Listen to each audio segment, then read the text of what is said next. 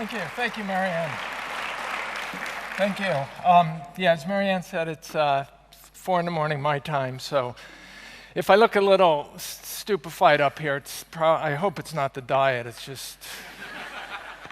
Anyway, let me background quickly. I'm a journalist, I'm not a doctor, I'm not a PhD. I approached this as an investigative science reporter when I got into this field about almost 20 years ago. And I got in because my friends in the physics community said if I was interested in bad science, which I was, I should look at some of the stuff in public health. And it turns out it's become my career ever since. So what I want to do is give you a little bit of my learning experience. I had no preconceptions when I went into this. I ate a low-fat diet. I was getting heavier every year, like most of us, and I had the opportunity to do 5 years of research, basically when the internet made it possible to find, in effect, every first primary source going back to the 19th century. At one point, I had 5 researchers around the country whose job was just to go to libraries and Xerox articles and entire books for me if necessary. So I think I had the opportunity, beginning around 2002, to do more research than anyone had ever done. And what I want to give you with this talk, again, is part of the history. I grew up in physics, and as a physics student, and in physics, when you learn about the science, you learn about the history attached to it. I mean, if you think about it, we don't just think of the laws of gravity, we think of Newton's laws of gravity. We don't think of relativity, it's Einstein's relativity. And many of the great names in physics are people names that we're all familiar with inherently because it's part of the culture. But in medicine and public health, we tend to learn the science. We're taught what to believe, but we're not taught why we believe it and what the history of that belief is.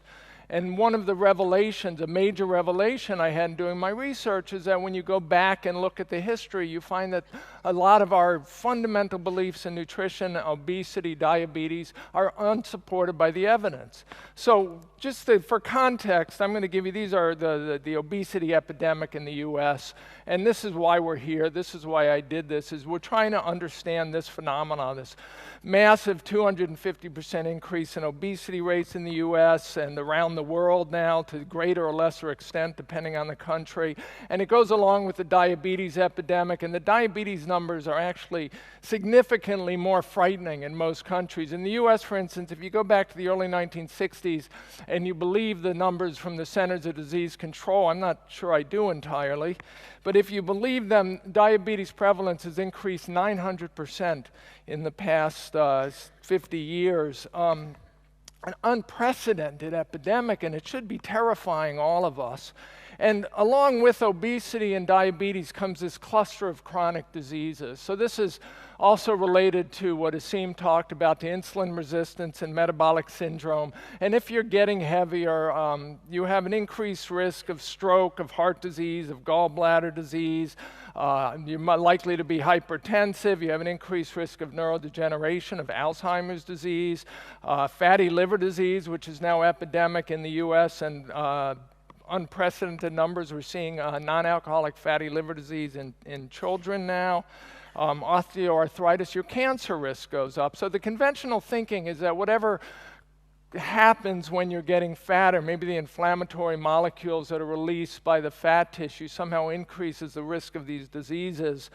But what I want to suggest is a different causality, a simpler causality. Basically, whatever makes us fat also increases the risk of these diseases, which increases the risk of premature death. So the point is, this talk could have been called Why We Get Sick. It's easier to give the talk as Why We Get Fat, because the evidence for our understanding of obesity is easier to demonstrate, the misconception. So when we talk about why we get fat, the conventional wisdom is pretty simple. The fundamental cause of obesity and overweight, as the WHO says, is an energy imbalance between calories consumed and expended. Scientists will refer to this as obesity as an energy balance disorder. I have friends in academia who have chairs in energy balance in their institutions. Simple way to think of it is, more calories in than calories out. We get fatter, we overeat. The biblical terminology is gluttony and sloth. And one of the things you want to do in science is you want to explain, I mean, the fundamental thing you want to do in any science is explain the observations, what we see in nature, in the laboratory. So the observation we want to explain with this hypothesis of obesity is the obesity epidemic itself. And the way we do that is we blame it basically on increased prosperity or a toxic obesogenic environment. So what do we mean by an obesogenic environment? This is how two researchers at Yale put it in a recent paper. They said in our modern mechanized society, caloric demands are minimized, so we're all sedentary, we don't have to work hard for our food, for our living, and highly palatable, calorie-dense foods and beverages are readily available. So there's a vending machine, a market, there's always food available, we're always eating, and these changes have fostered this current pandemic of obesity and the diseases that go with it. So this is what that hypothesis looks like. Too much food, too little physical activity leads to overeating, okay, energy in greater than energy out, and the result is this insulin resistance, obesity, and the obesity epidemic. And I just want to ask to get a feel for the audience, how many of you sort of generally believe this is true? And you can be honest. So most of you guys are already sort of in our camp. That's nice. Okay, well, I'm going to try and convince you again, not only that it's not true, it's actually meaningless. To me, it's the biggest single mistake I can imagine in the history of modern science. I was stunned when I started thinking about this, and all you really have to do is start thinking about what this means. But we're going to go through it again from a historical perspective. We're going to treat it like a hypothesis, because it is a hypothesis, and it actually has a history. So if we were going to, this was physics, this would be known as von Noorden's energy balance hypothesis or Newberg's energy balance hypotheses. These were the two researchers who were most the greatest proponents of this thinking and the ones who got it to catch on in the United States and around the world. So von Noorden was a leading authority in Germany at the turn of the 20th century in diabetes and obesity, and Louis Newberg was a University of Michigan researcher. And it came out of some fascinating history, again, some context. Beginning in the 1860s, the modern science of nutrition was founded in Germany, and it was founded with the creation of these room-sized devices called calorimeters to measure energy expenditure in living animals. So you could measure the energy in foods by burning them in what's called a bomb calorimeter, and then you could measure the energy that animals or humans expend by putting them in these room-sized calorimeters, and suddenly you can measure the energy in and the energy out of various animals and organisms, and the entire science of nutrition for the next 50 years was either vitamin and mineral deficiency diseases, or it was calorimetry, this measurement of energy in and out. And what's fascinating in science, the tools we have available sort of determine what questions we can ask, and the questions we ask determine the answers we get. So by the 1910s, 1920s, this idea had developed that obesity is an energy balance disorder because what we could do was measure energy balance. And simultaneously in physics and chemistry, researchers came up with the laws of thermodynamics. It was one of the great breakthroughs in physics in the late 19th century. In the 1880s, Max Rubner, a famous German physiologist, nutritionist, demonstrated that these laws of thermodynamics hold true for living organisms. By the 1890s, two Americans, Atwater and Benedict, spent actually years of their life demonstrating that thermodynamics also holds for humans, and pioneered the science of calorimetry. And by the 1900s, this guy von Noorden is declaring caloric imbalance as a cause of obesity. As von Noorden said, the ingestion of a quantity of food greater than that required by the body leads to an accumulation of fat and to obesity. Excuse me. Morning effect. Should the disproportion be continued over a considerable period? After von Noorden put this forth, Louis Newberg in the US took it over. And Newberg had one revelation. He said all obese persons are alike in one fundamental respect. They literally overeat.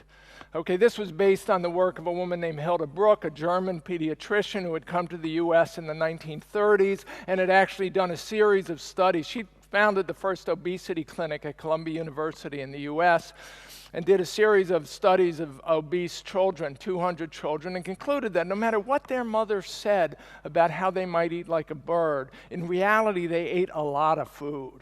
Okay, so Newberg took this revelation, said all obese persons literally overeat, and if they do, obesity is caused either by this perverted appetite, which is eating too much, or a lessened outflow of energy, which is insufficient expenditure. So it's the energy balance theory. And this is what it looks like. Basically, it's a full body thing. Bring in more calories than you expend. The calories in between are going to get stuck in the fat tissue. The problem with this theory is you have to explain why obese people don't adjust, okay? Because this is a behavioral issue. And Louis Newberg, the very slender fellow in the photo, and I showed the photo on purpose because I actually think it's very hard for people who are built like Newberg to understand obesity. My metaphor is childbirth. You could have male obstetricians and gynecologists. They could deliver tens of thousands of babies, but they will not understand childbirth as well as one woman who has given birth. Okay? And the same thing with obesity. If you have somebody who's never had this problem of putting on weight no matter what they do, they can't imagine what it's like to put on weight no matter what they do. And so they think that the problem is behavioral. Those obese people just don't do what they do. So when Newberg was asked this question, why don't obese people adjust? Because that's under conscious control. They could eat less and exercise more. He said because they suffer from various human weaknesses such as overindulgence and ignorance. So now you've taken a physiological problem of excess fat in the body, and you've put the problem in the head: ignorance, self-indulgence, gluttony, and sloth. And this is what that theory ultimately does. So one thing we can do with any scientific hypothesis, the first thing you might do is look for counterexamples. Can we find examples of populations that have high levels of obesity but don't have any of this easily available food and the sedentary behavior? So hardworking populations that are poor.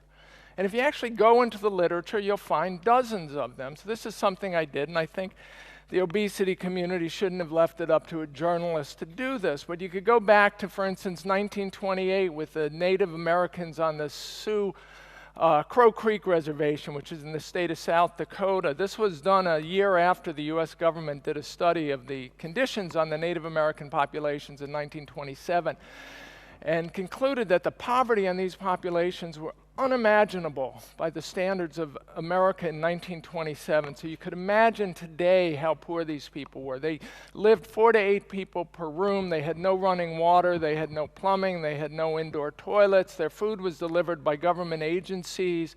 Basically once a month they got government rations. And yet, 40% of the women, 10% of the men, and a quarter of the children were distinctly fat. And this coincided with malnutrition and undernutrition, stunting in the population. 20% of the women and the quarter men and children were extremely thin, and there were signs of deficiency diseases in the population as well. And this association of obesity with malnutrition and stunting today is known as a dual or double burden of obesity and malnutrition. And you'll find nutritionists talking about the paradox that they see. How do you explain obese mothers with starving children? If you want to blame the obese mothers, the obesity on eating too much. So we could go through these populations. Trinidad, 1961, same problem. There's a malnutrition crisis. People are dying of deficiency diseases. The US government sends a team of researchers down to Trinidad, and they come back declaring that 1/3 of women over 25 are obese, and obesity is a potentially serious medical problem in this population. The next year, a nutritionist from the Massachusetts Institute of Technology goes down to Trinidad to quantify the diets being consumed and reports that they have less than 2,000 calories a day available to these people, and yet there's this high level of obesity. The same thing, more of these populations. The top one, Bantu pensioners in South Africa. This is the poorest of a disenfranchised black population in South Africa in the midst of the apartheid era. And yet the mean weight of women over 60 was 165 pounds. 30% of the women were severely overweight. How did they get that fat if they had to eat too much food to do it? Back at the bottom, 1981, Mexican Americans in Starr County, Texas. Starr County is right on the border of Mexico and Texas. It was a poor agricultural county in 1981 when a cardiologist from the University of Texas Southwestern Medical School went down to study heart disease in this population. Most of the inhabitants were working agricultural labor and/or in the oil fields in the country. This was a hard-working, poor Mexican-American population. There was one restaurant in Starr County, Texas in 1981. It was a Mexican restaurant. There was no McDonald's, no Burger Kings, no vending machines, none of that. And yet 50% of the women in their 50s are obese and 40% of the men in their 40s. This is similar to the levels of obesity we see in the US today, but you can disassociate it from the effect of the food industry, from sedentary behavior, and just ask the question, why were these people fat? Because this is much simpler. Something is making this population fat. It's not normal to have this kind of levels of obesity, but we'd like to know what it is, and we can disassociate it from prosperity.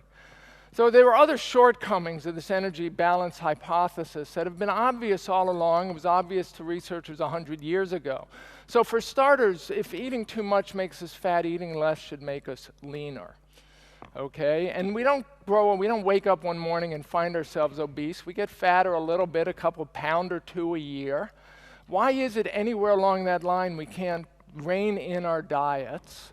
And yet when you actually do studies on the benefit of calorie-restricted diets, and the first such study was done in the 1940s, you find that they just don't work. And Hilda Brooke, well, let me skip to the next one. The other problem is exercising more also doesn't work. Okay, so we know that eating less doesn't work. Obesity is an energy balance issue. The idea it's either too much energy in or not enough out.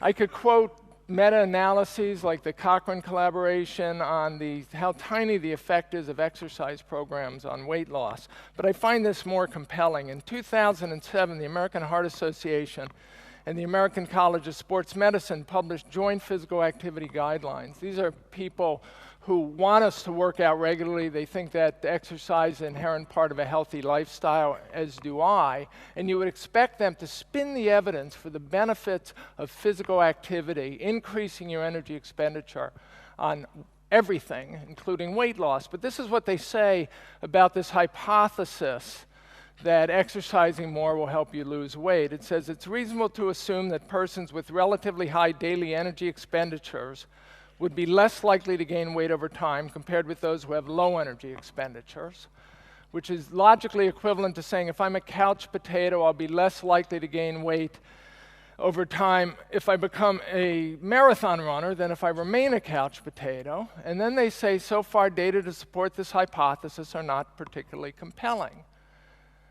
And the point is, this hypothesis is 100 to 150 years old. And if the best you could say about it is the data to support are not particularly compelling, it doesn't mean it's wrong. Maybe you just didn't do the studies right, but you should seriously consider the possibility that it's wrong. So now let me give you a way to think about this eating less, exercising more problem. Imagine when you were signed up for this conference today, you were also invited to a feast tonight.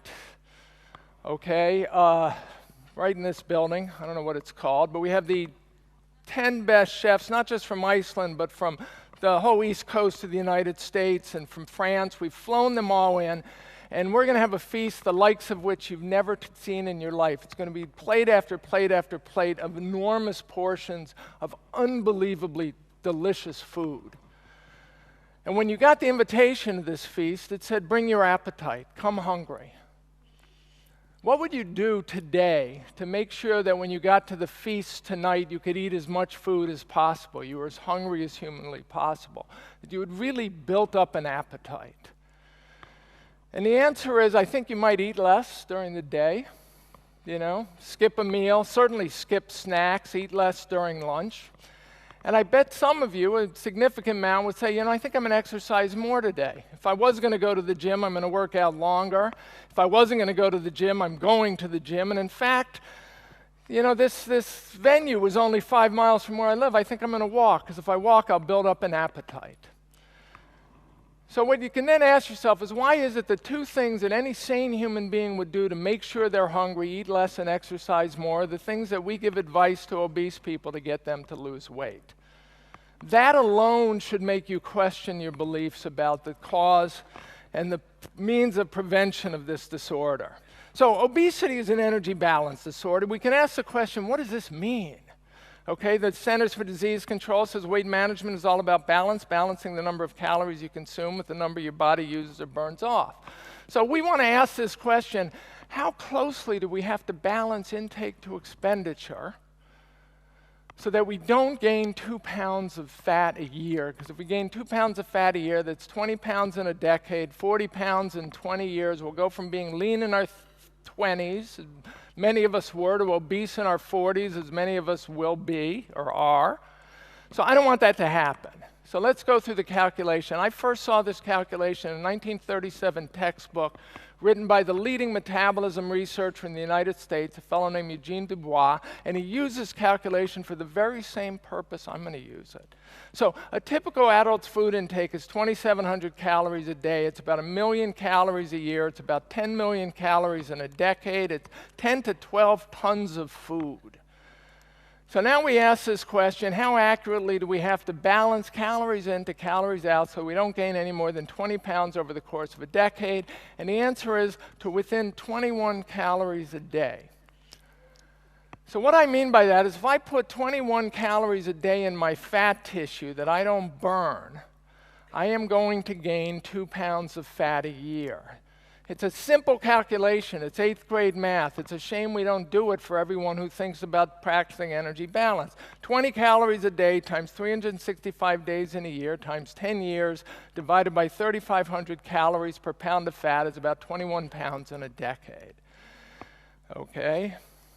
It's 0.8% accuracy. So what I mean by that is 21 calories a day is about 1 bite of food, maybe 1 sip, 2 sips of Coke. So I'm a big guy. I probably eat about 3,000 calories a day. That's about 150 swallows of food.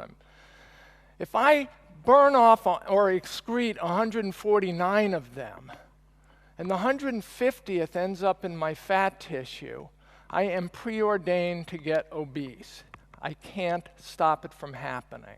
Okay? It's 0.8% accuracy. As Dubois said, considering this number, there's no stranger phenomenon, the maintenance of a constant body weight under marked variation in bodily activity and food consumption.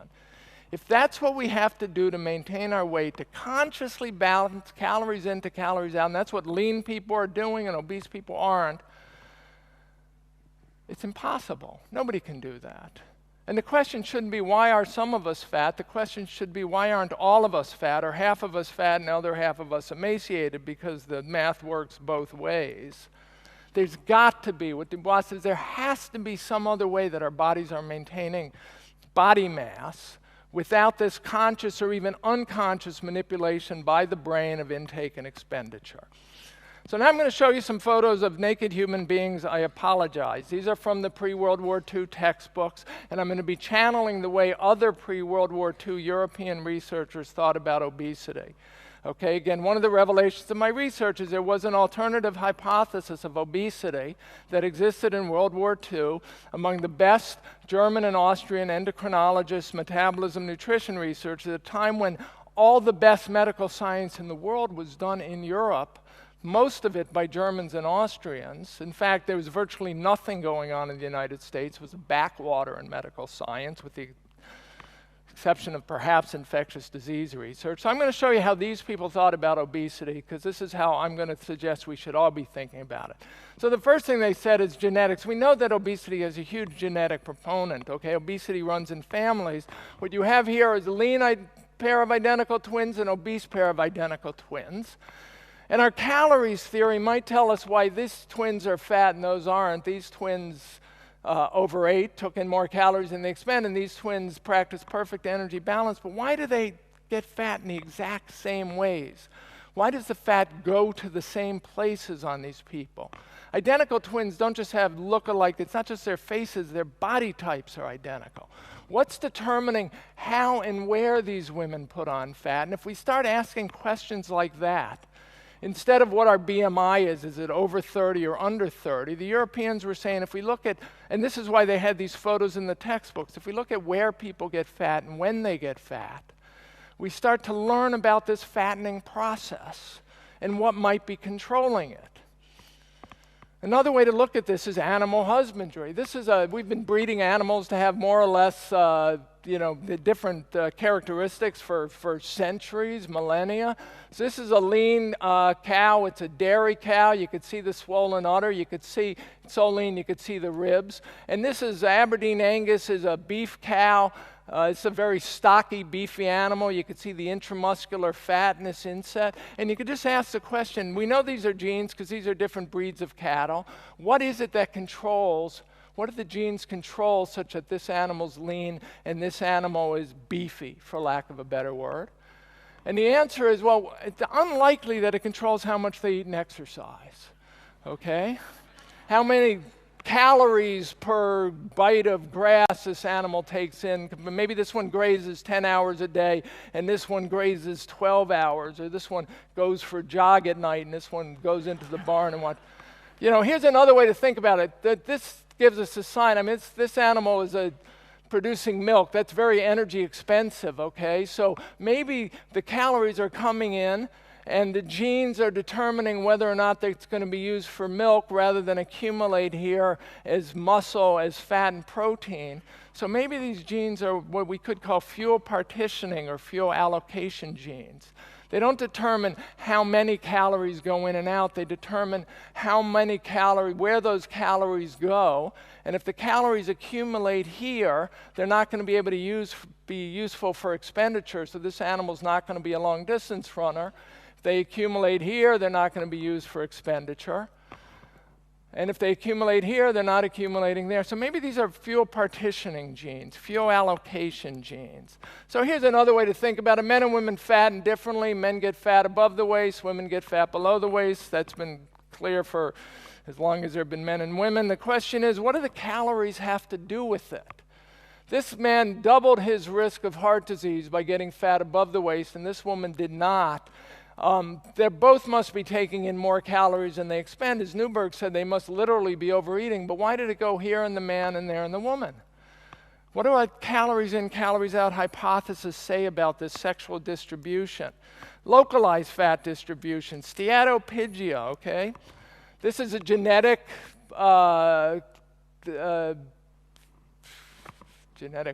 Genetic fat accumulation in African races and women. It clearly has nothing to do with how much they eat and exercise. Puberty is another example, okay? And again, a modern image, but this was an example the pre-World War II Europeans used, Germans and Austrians. Boys and girls enter puberty with roughly the same amount of fat on their bodies. They both get taller, they both get bigger, they both take in more calories than they expend. The boys tend to lose fat and gain muscle, and the girls tend to gain fat and gain it in very specific places, not everywhere, but in very specific places. So the question is, if they're both taking in more calories than they expend, why is it that the boys lose fat and gain muscle and the girls gain fat and gain it not everywhere? Okay, and the answer is clearly, well, they're getting bigger because they're secreting growth hormone and something called insulin-like growth factor is being stimulated.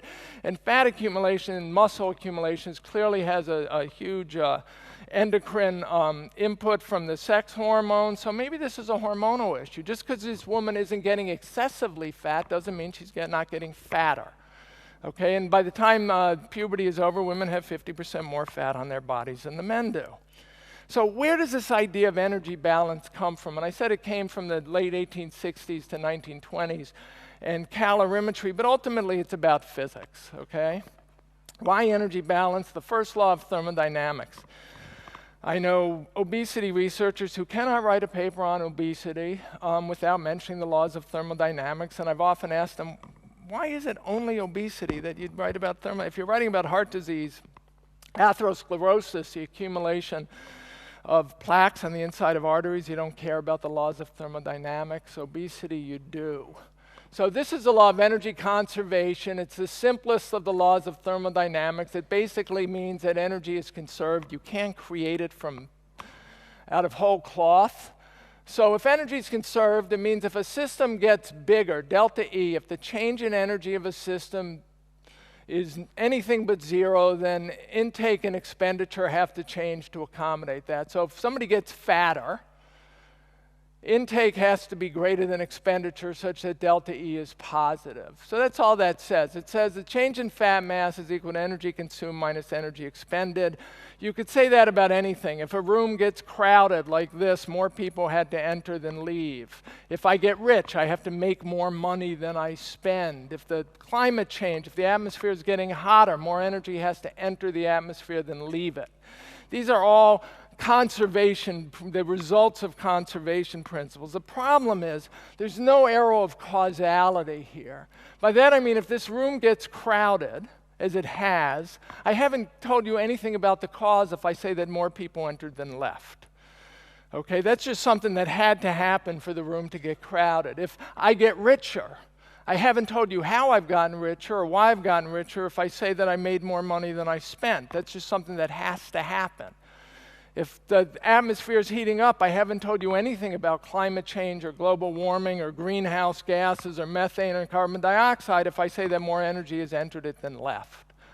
What we did in obesity research, and this is the mistake, we took a equation that said nothing about the cause of obesity. All it said is if somebody gets fatter, they have to overeat, to use Newberg's term. And we said that they get fatter because they overeat. This is how Jean Mayer put it in 1954. Jean Mayer was the most influential US nutritionist through the 1960s and 70s. He said, obesity, too many people believe, is explained by overeating. Actually, it should be recognized that this is simply restating the problem in a different way and reaffirming somewhat unnecessarily one's faith in the first law of thermodynamics. The laws of thermodynamics are always true. They tell us nothing about the cause of obesity. To explain obesity by overeating is as illuminating a statement as an explanation of alcoholism by chronic overdrinking. So now here's what I learned doing my research. When I started this, I thought, okay, this is crazy. We have this idea about obesity that's based on this misconception of a simple physical law. But it turned out there was this alternative hypothesis that had grown up in Europe in the 1920s and 1930s, actually from 1905 or 6 through the 1940. And in this hypothesis, it started with a simple concept. Instead of saying obesity is an energy balance disorder, you say obesity is a disorder of excess fat accumulation. It's like the simplest possible statement of the problem. It has no assumptions attached. Like I've talked to physicians in the States who say when an obese person walks into their office, the first thing they wonder is why does that person eat too much? How do I curb his or her appetite or get he or she to exercise? Whereas this hypothesis starts, the obese person walks into your office, the first thing you should think is, why has that person accumulated so much fat? So it's not an energy balance disorder or an overeating disorder, it's a fat accumulation disorder. And if you think of it that way, the very first question you might ask is, I wonder what regulates fat accumulation. Okay, and this question of what regulates fat accumulation is actually left out of all the literature on obesity from the 1970s onward, despite all the interest in genetics and microbiome and everything else. What we care about is what regulates fat accumulation in fat cells. So in this hypothesis, overeating and inactivity are compensatory effects, they're not causes. And we don't get fat because we overeat because our fat tissue is accumulating excess fat. So we change the direction of causality. In our conventional wisdom, we think changes in intake and expenditure change fat mass. In fact, drive changes in fat mass. In this hypothesis, we flip it. We say changes in fat mass, this is very well regulated, but we have to figure out what it is that regulates fat mass. And if we dysregulate fat mass, will have effects on intake and expenditure. So here's an analogy, growth, okay? Human growth of any kind. So this fellow, Karl Anthony Towns, he was the #1 draft pick in the NBA a year ago, and he just won Rookie of the Year award. This is a photo from him when he was at University of Kentucky. And when he was in high school, he was going through a growth spurt. So this is what a New York Times article said about him. It said there just never seemed to be enough food to satiate his growing body. After school, he would eat a foot-long sub before his mother's home-cooked dinners. Even after having a hefty lunch of homemade chicken, rice, and vegetables, and his favorite snacks, granola bars and Bunch of Crunch. This kid ate all the time. The technical term was he was hyperphagic. But we don't care about that because he grew to be 7 feet tall and 250 pounds. His BMI was only 25. And because he was 7 feet tall, we think, well, you know, he was growing. I mean, he was growing massively, and that made him eat more. And so the arrow of causality goes that way. Now, here's the Gedanken experiment. Through the magic of Photoshop, we've created Carl Anthony's twin brother, Anthony Carl. And Anthony's only 6 feet tall, but he also weighs 250 pounds, so his BMI is 34. And what's interesting, they both weigh 250, so they're both in the exact same positive energy balance their entire life. 250 pounds of positive energy balance. But with this one, Anthony Carl, because he's fat and his BMI is over 30, we assume he got that way because he ate too much or didn't exercise enough. So with Anthony Carl, we've got the causality going this way. With Carl Anthony, we've got the causality going that way. And my point, or the point of the pre-World War II Europeans, was that the causality always goes this way. In every human growth defect, change in energy balance is determined by hormones and other factors, and that drives changes in intake and expenditure. So this hypothesis was a German-Austrian hypothesis. It too had proponents. If we were going to refer to it today, we'd call it the von Bergmann hypothesis or the Bauer hypothesis. Gustav von Bergmann was a leading internal medicine specialist in Germany pre-World War II. The most prestigious award in the German Society of Internal Medicine is the von Bergmann Medal. He was no quack. And Julius Bauer was a pioneer in the field of endocrinology and genetics at the University of Vienna, when the University of Vienna was one of the great universities in the world. Okay? Here's how Bauer put it in 1941. He used this term lipophilia to discuss fat accumulation. Lipophilia was a term, love of fat, that they used to describe tissues that had this characteristic of wanting to accumulate fat. So in men, our abdomen, the skin, the tissue on our abdomen, those adipocytes, that adipose tissue is lipophilic, but our foreheads are not. Our back of our hands, we could get obese. We won't accumulate fat in these areas. In women, it's below the waist.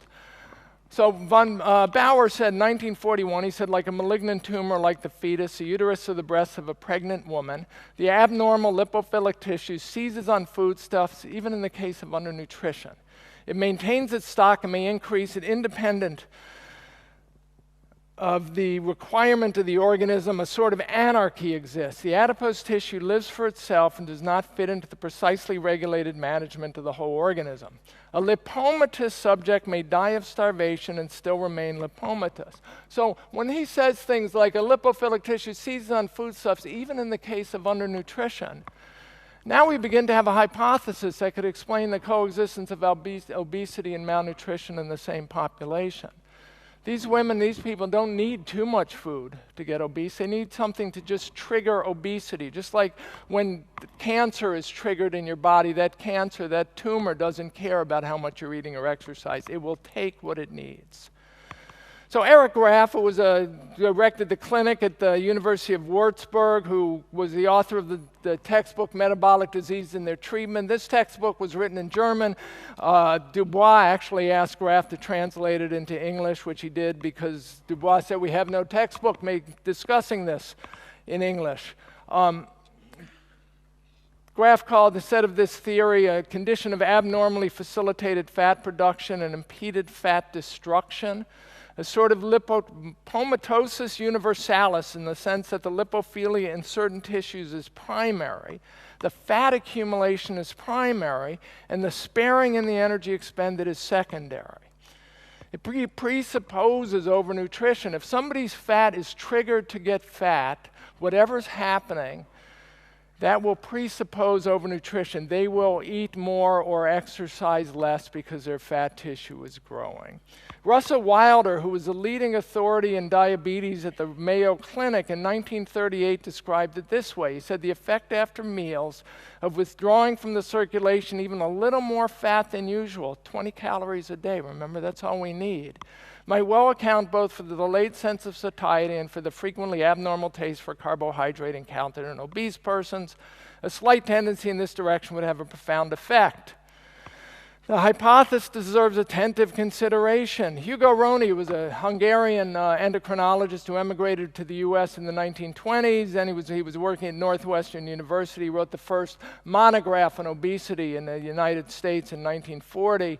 Said the subsequent discovery that normal fat tissue is a site of considerable metabolic activity was looked upon by many as strongly supporting the theory, which is now more or less fully accepted, chiefly in Germany. And then the war comes along. And one of the interesting things, again, I had no idea about this when I started my research. Prior to 1940, the lingua franca of medicine was German. If you wanted to be a serious medical researcher and you lived outside of Germany or Austria, you had to at least read German so you could read the German medical journals, or ideally you spoke German so you could go to Germany and Austria and do a mentorship with these great professor, doctor, researchers. The war comes. All of this German and Austrian school evaporates, and after the war, the lingua franca of medicine switches to English, and obesity research is recreated in the US by nutritionists at the Harvard School of Public Health who don't even treat obese individuals. They don't take case histories. They don't care about getting these people to lose weight or studying why they get fat and where they get fat. They study animals.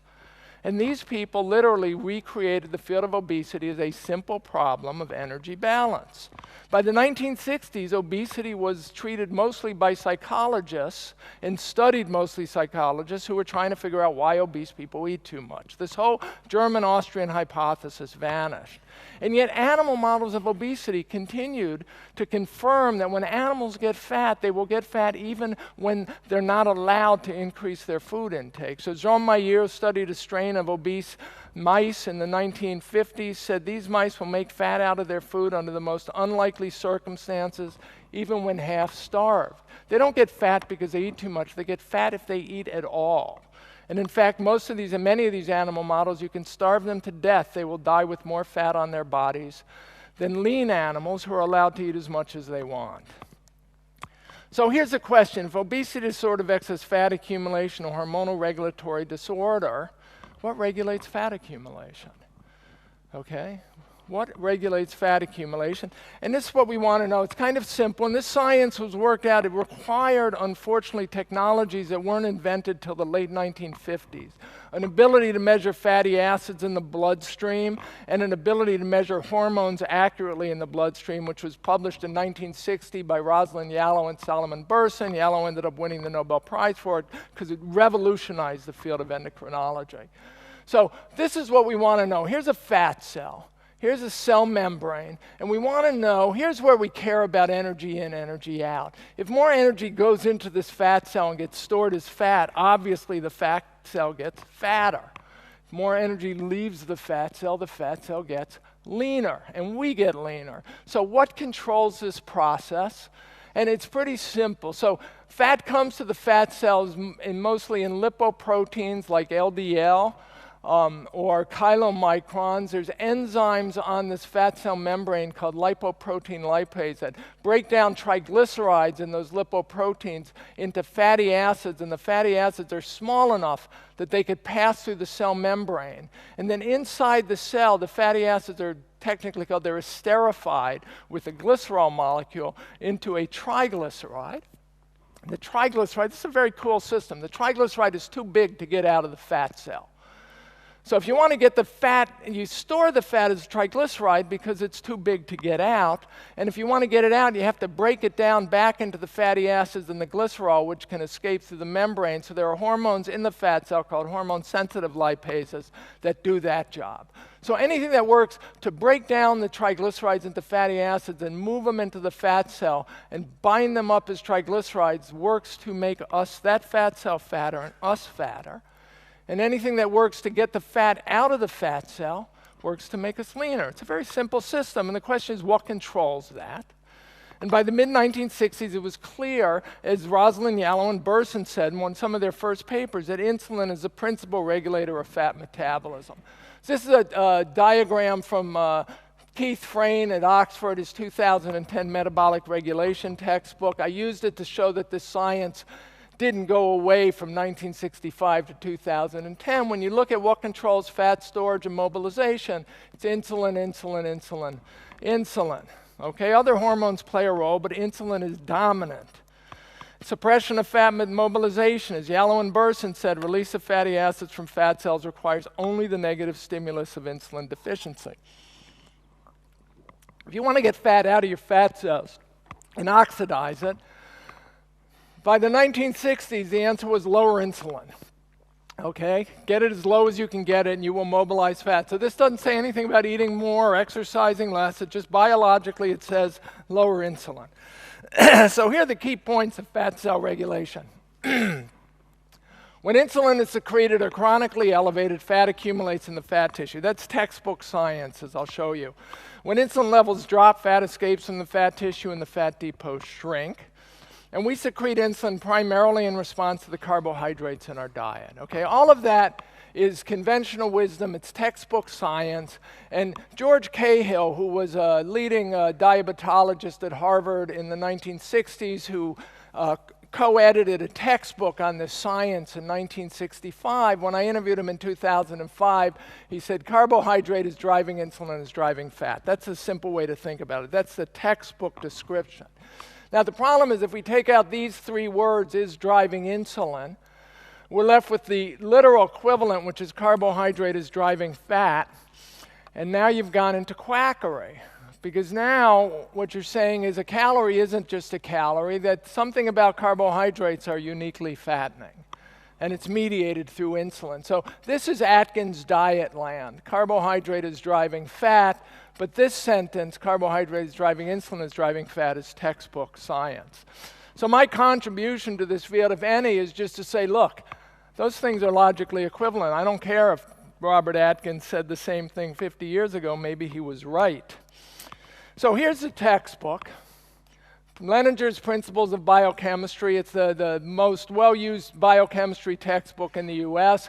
You could go to the index, do this as an exercise, look up the word adipocyte, go to where it discusses adipocyte, which is a technical term for fat cell, and it'll tell you this. It'll say high blood glucose, which you get either if you're diabetic or you're eating a lot of certain kinds of carbohydrates, elicits the release of insulin, which speeds the uptake of glucose by tissues and favors the storage of fuels as glycogen, which is a storage form of carbohydrate, and triglycerols while inhibiting fatty acid mobilization in adipose tissue. So what makes fat cells fat? Well, high blood sugar and insulin.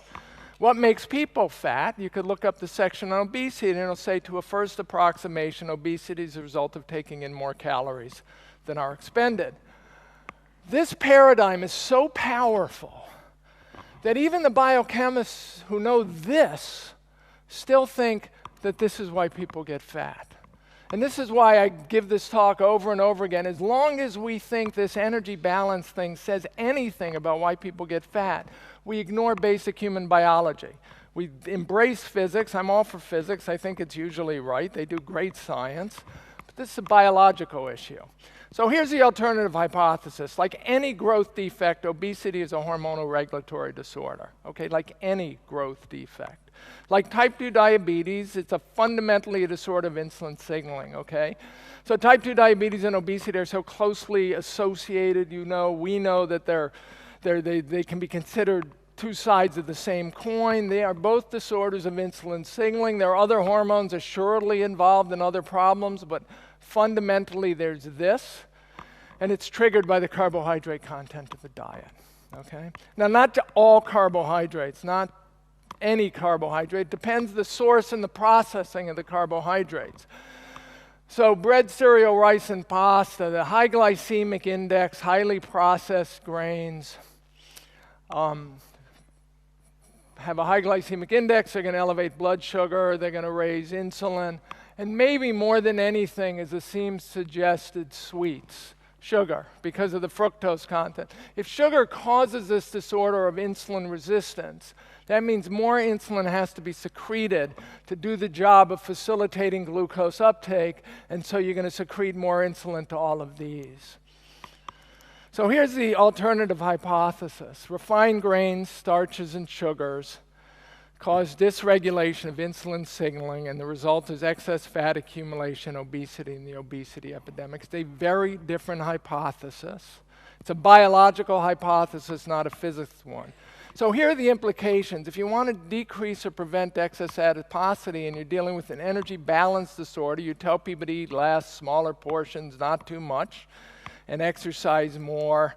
If you're dealing with obesity and you consider it a hormonal metabolic disorder, you remove the fattening carbohydrates and try to lower insulin.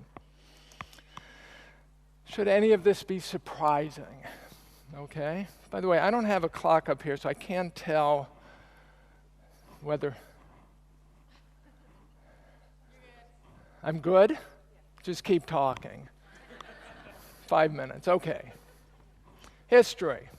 Going back, you could go back 200 years. Farinaceous in vegetable foods. Farinaceous are starchy, grainy foods, and vegetable foods are fattening, and saccharine matters are especially so. British Journal of Nutrition, 1963. This was the first author and our first sentence in an article written by two of the leading dietitians in the UK. Every woman knows that carbohydrates are fattening. This is a piece of common knowledge which few nutritionists would dispute. Okay, I found in my research 4 major universities in the United States that published diets for obesity in the late 1940s, 1950s. They were all identical to this one published by Raymond Greene, who was the leading British endocrinologist in the mid-century. He was a brother of Graham Greene, the novelist, in his textbook, The Practice of Endocrinology. So fascinating. They divided into 2 groups, foods to be avoided, bread. So this is before they understood that insulin regulated fat accumulation. Bread, cereals, potatoes, foods containing sugar. You don't eat those, okay, because they're fattening. That was the idea. We didn't know why they were fattening, but they were fattening. And you could eat as much as you like of the following foods: meat, fish, birds, all green vegetables, eggs, dried or fresh, cheese, fruit, except bananas and grapes. With the exception of a little bit of the fruit, this is the Atkins diet. What's interesting, they don't say you should have 27 grams of this and 33 grams of this, and they don't talk about when you should eat it or how you should eat it.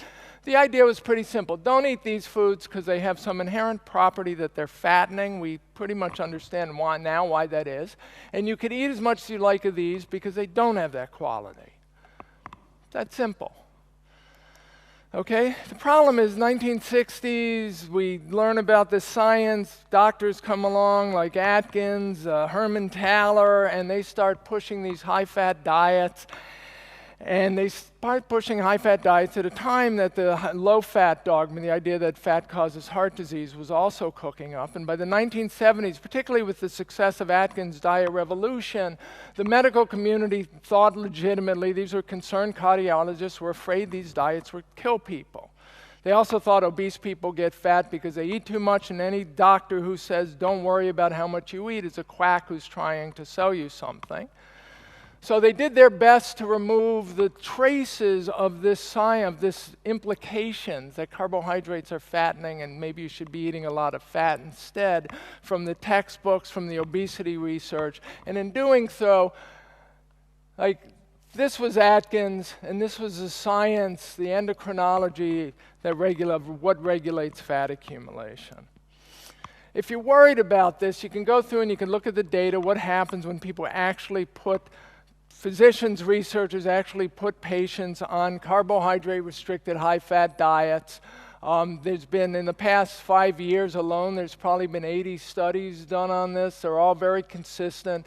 This was a meta-analysis published in 2012, 23 reports of the effects of these carbohydrate-restricted high-fat diets. And what's interesting, they're associated with significant decreases in body weight, body mass index, abdominal waist circumference, systolic blood pressure, diastolic blood pressure, triglycerides, fasting glucose, glycated hemoglobin, plasma insulin. Everything gets better when you tell people to eat less carbohydrates and replace it with fat. The only problem is LDL cholesterol may not get better, and we are fixated on this because of statins and the heart disease history, and the long-term health effects are unknown, which means if we tell people what to do, what they were doing from about 1820 through 1960, we don't know what's going to happen, except that all their health risk factors are going to improve. Metabolic syndrome, in effect, begins to resolve, if not resolves entirely. So I started this, in the process of this talk, I discussed these populations with high levels of obesity in association with malnutrition, poverty, hardworking populations. Ralph Richards was a British diabetes researcher specialist, met a doctor who moved to Jamaica, Kingston, Jamaica, around 1960, opened a diabetes clinic at the University of the West Indies. And in 1973, he spoke at a conference in the UK, in London, and he reported that 2/3 of the adult women in Jamaica were obese, despite unbelievable poverty. And he said most third world countries have a high carbohydrate intake as their economic dependence is predominantly agricultural with a heavy dependence on non-dairy produces.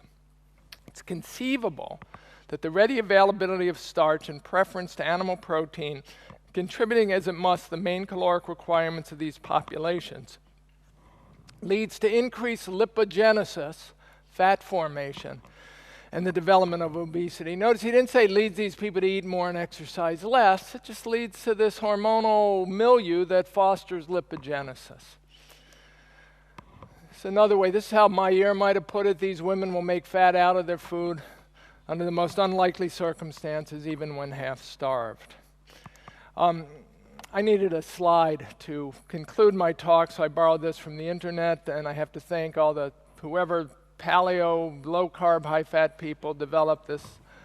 It's just not that hard. Basically, you remove the starches, the grains, and the sugars, because the idea is that's what is making these people fat. Anyway, thank you very much. I don't know if we have time for questions.